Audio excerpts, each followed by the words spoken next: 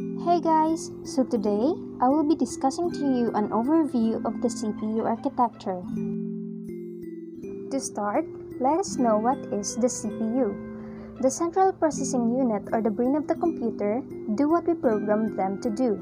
The silicon contains the CPU and it follows the Moore's law, which states that we can double the number of transistors per unit area about every 2 years.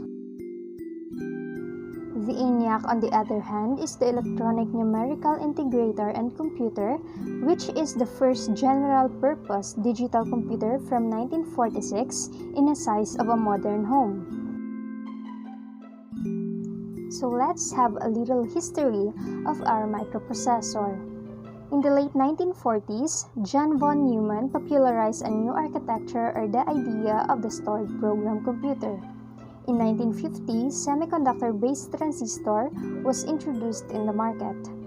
In 1959, Robert Noyce patented the first monolithic integrated circuit which combined multiple transistors in a single silicon chip. By 1968, Noyce teamed up with Gordon Moore to found the Intel.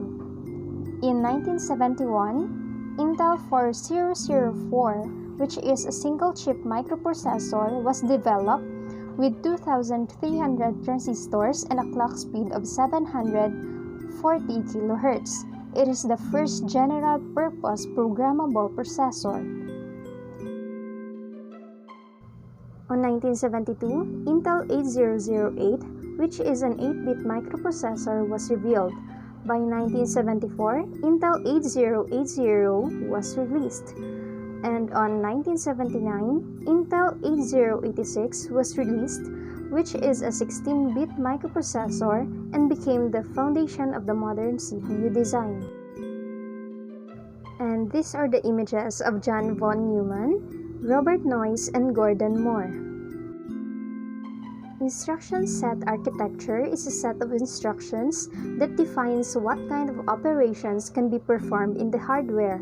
It is also called the language of the computer.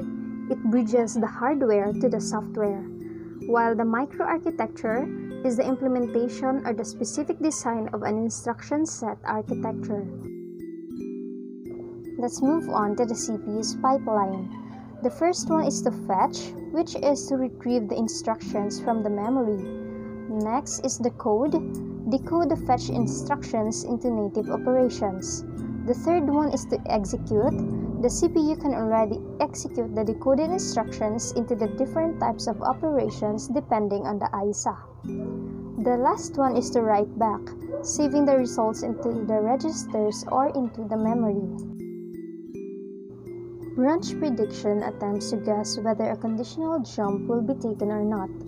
Branch predictors today can oftentimes record and understand and learn the past history.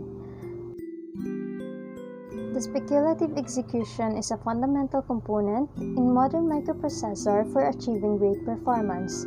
It is when a microprocessor executes newer instructions than a branch without knowing if the branch is taken or not. Microoperation is the strongest connection between the ISA and the microarchitecture.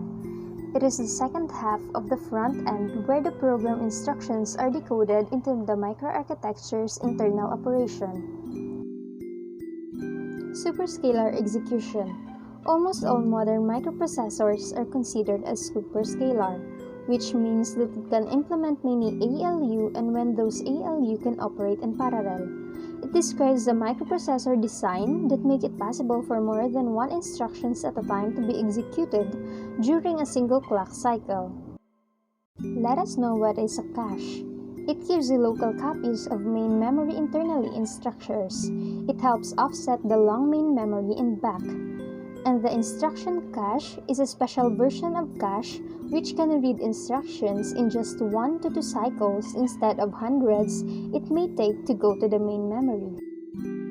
In-order execution is a basic microarchitecture. The microoperations are executed in out-of-order program to provide the best performance and energy efficiency. The register renaming cracks the dependency. Microoperation is said to be dependent when it needs the result of the old microoperation to perform its own operation.